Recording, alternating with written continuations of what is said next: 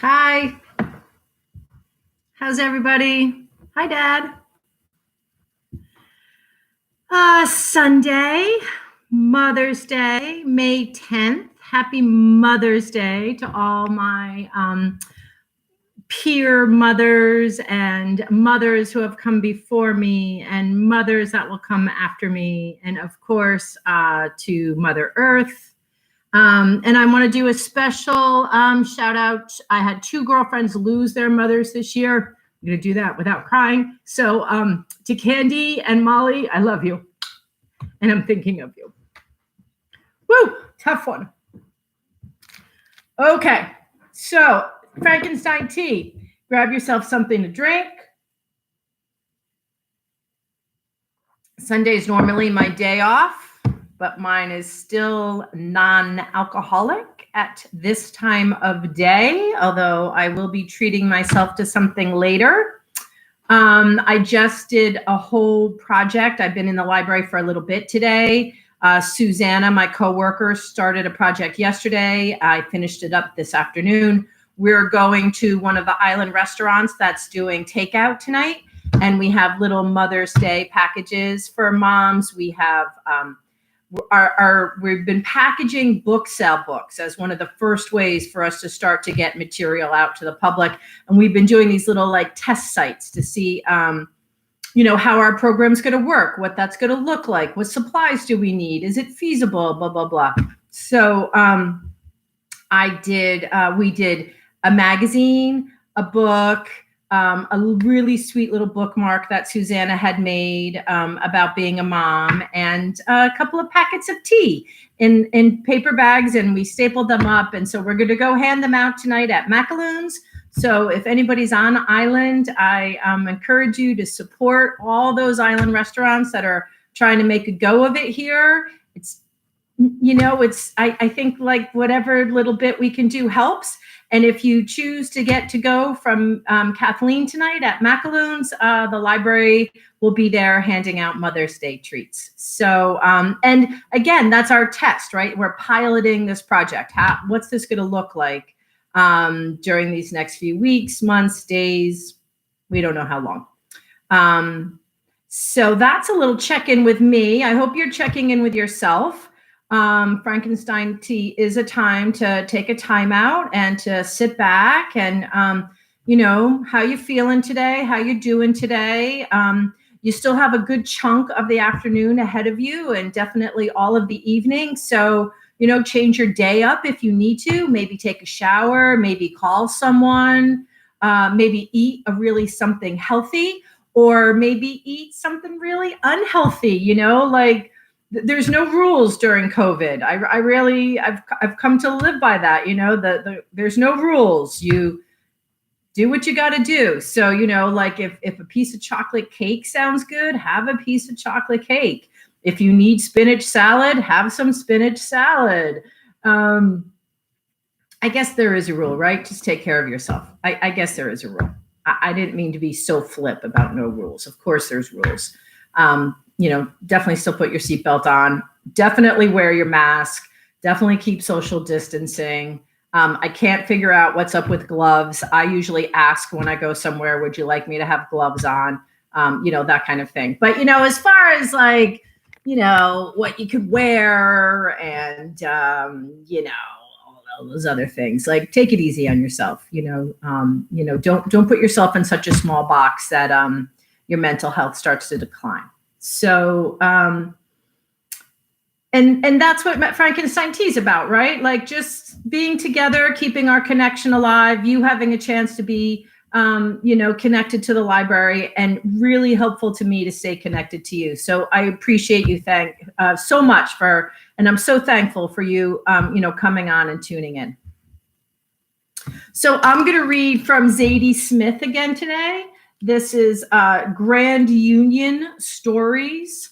And when I prepare for Frankenstein Tea, I usually read a bunch of stuff. I read different books. I read different stories within the book. I say, oh, this one would be good for a rainy day. This one's really short. This will be good on a day that I got to go deliver books, whatever that looks like. And I read something from this week, and my mother loved it. And I was so happy because I had already read something that I had saved for Mother's Day. So as luck would have it, I have a Mother's Day story. I think it's a Mother's Day story. When I read it this week, it made me think, oh, save it for Mother's Day. So I have a Mother's Day story from a book that my mother enjoyed, from an author that my mother enjoyed. So happy Mother's Day, Mom. And again, this is Zadie Smith, Grand Union Stories, published by Penguin Press, 2019. This story is called Grand Union. Having screamed at my 6-year-old to the point that she threw herself down on her bed and wept, I felt the need to get out of the house and see my mother. She was dead and in heaven, but for convenience's sake, we met outside the chicken spot at the top of Ladbroke Grove. It was, in the moment, the blackest place I could think of. We sat together on the steps of the Golden Dragon. Mandem and Goldman passed us by, heading inside for their stir fry and their Szechuan. Mother and I regarded each other. For being dead, she looked pretty fantastic. Death could not wither her. It was merely one of a long line of things that could not wither her. She wore her dreads wrapped just right, high and impressive. Never a shy, her darkness shone. She looked the spit of Queen Nanny on the $500 bill. This is not a coincidence, she said when I mentioned the resemblance. In death, I have become Nanny of the Maroons. That is, I have always been she, but now it is revealed. Figures, I said, and she admonished me for using an Americanism and asked if I was still living in those devilish parts. I had to confess I was, but had come all this way across an ocean just to converse with her spirit.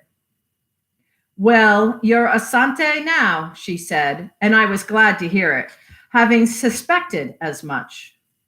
Still, I kissed my teeth to make clear that, like all warrior daughters, I wanted more from my warrior mother, much more, and would never get enough. My mother kissed her teeth in turn, signifying that she understood. Together we surveyed the scene.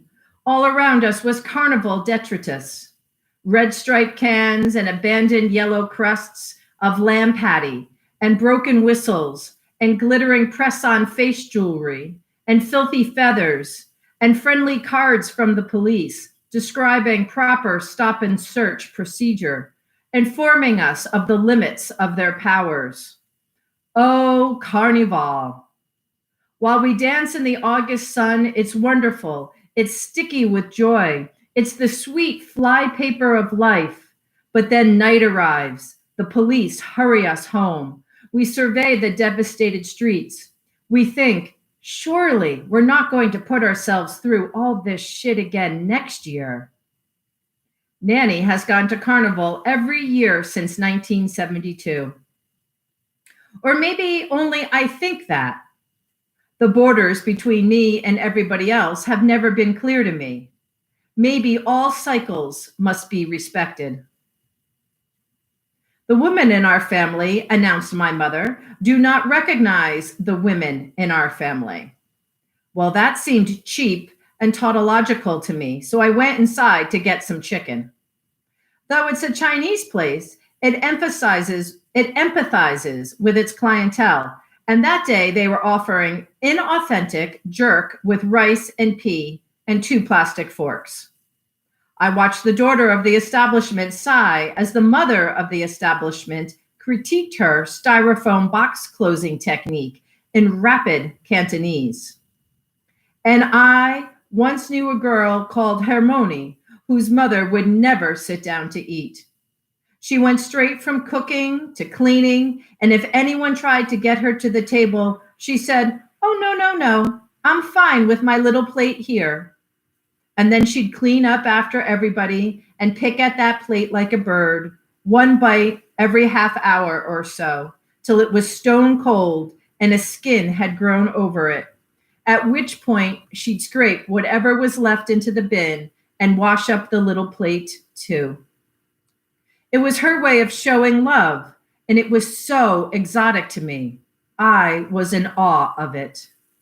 I went to her funeral.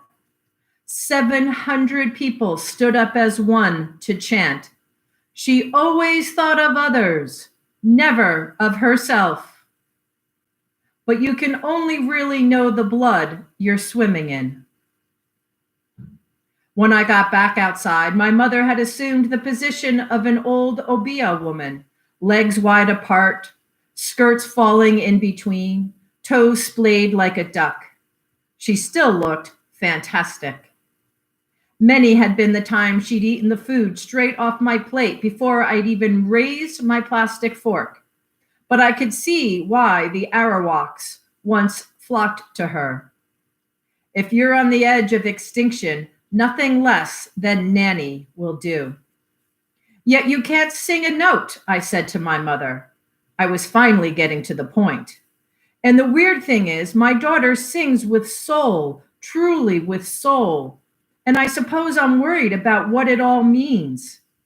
Here, my mother and all the other Obeah women in the neighborhood paused to laugh long and loud at the way worries will sprout on wet, fertile ground, yet rarely cared a flower in the kind of drought conditions they themselves had known.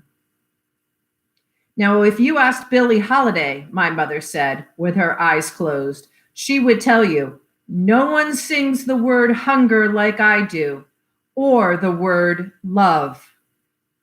"That's not a defense of anything," clarified my mother. "That's just a true fact. Although I'm not a Billie fan myself, daughter, as you know. Rodigan is my musical love, then, now, and forever." I stood up. I told her I loved her. I wandered over to the Grand Union Canal, which may well be that river of milk which all the daughters of the world are looking for whenever they go to the hardware store for milk, even though they know full well there's no milk at the hardware store.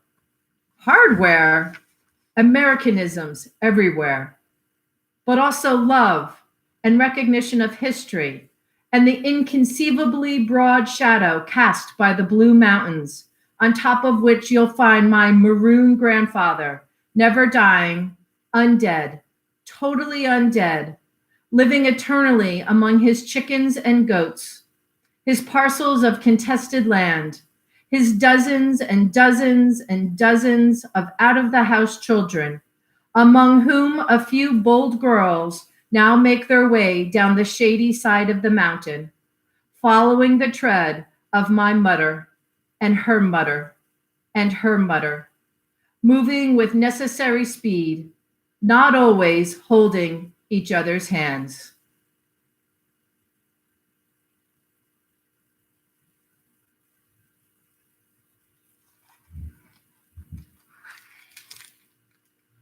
That is Zadie Smith, a book called Grand Union. Happy Mother's Day. Enjoy your afternoon. I hope all the mothers treat themselves to something. I hope all their kids give them big hugs and kisses, even if it's just virtually. It counts. And I'll see you here tomorrow, Monday at 3 p.m. for Frankenstein Tea. Thanks for coming.